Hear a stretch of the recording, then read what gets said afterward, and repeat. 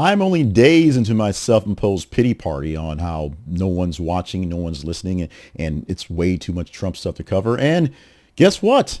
I have to step out and shake myself out of it. And because, oh yeah, something to cover right now. Y'all say I don't play the videos enough? Check out this video.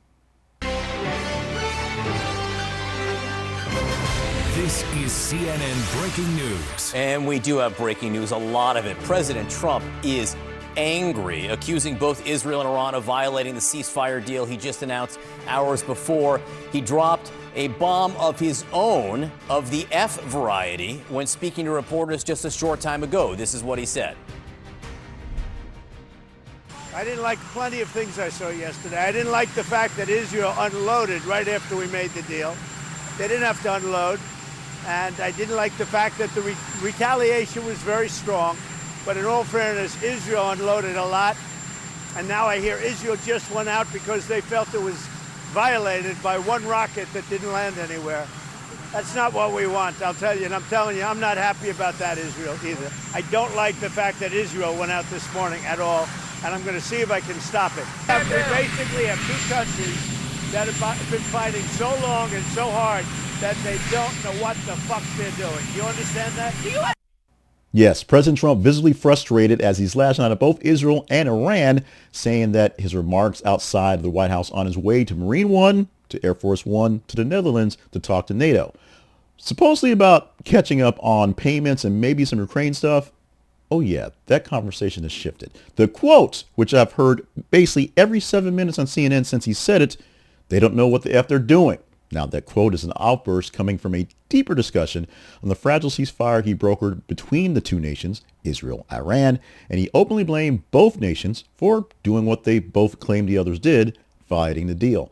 It faltered pretty much immediately. They put up down a countdown clock for it to start, and literally before the countdown got to zero, Israel reportedly launched airstrikes on Iran because Iran allegedly fired some missiles at Israel. Both nations are accusing each other of breaking the terms, which they both actually did. And Trump is upset by the timing, rebuking Israel a bit harsher for basically disproportionately responding to an initial Iranian rocket launch. That may sound more eloquent than Donald Trump says, but it's what happened. And Israel sent rockets or sent aircraft to respond to a rocket launch by Iran that didn't hit anything, technically. Iran denied the first shot. Israel's like, oh yeah, we shot them bombs down because Iran is bad guys. So our president, Donald Trump, is urging calm on both sides. On social media, he demanded Israel abort the planned bombings with quotes, "Bring your pilots home now," with remarks this morning on its way to Marine One, sort of emphasizing what's happening. There were his normal gaggle of stuff where quick questions were being thrown at him and he was answering things back and forth. Mostly calm in the most case, although he did do a long taunt about CNN being fake news. That was there. And then the whole, they don't know what the F they're doing. They've been fighting for forever. They don't know how to stop, going from Donald Trump. It's his tone. It's his style. His blunt use of profanity, which he uses all the time, shows his impatience and irritation with this one, that this is a big deal. Now, his big brokered peace deal that came out of nowhere, being bombed literally and figuratively hours before it happened, is something that has him a bit more perturbed than normal.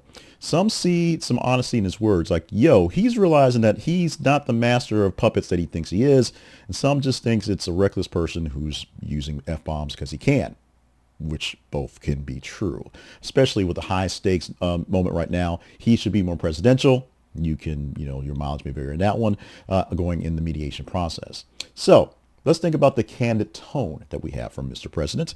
Donald Trump basically said what he said. What came out of his mind is what he says. And this is one that was a bit harsh, a bit rough, a bit tough, but the words that he's used to saying. And us adults in the room can deal with it, can understand it, can go with the flow, if you will.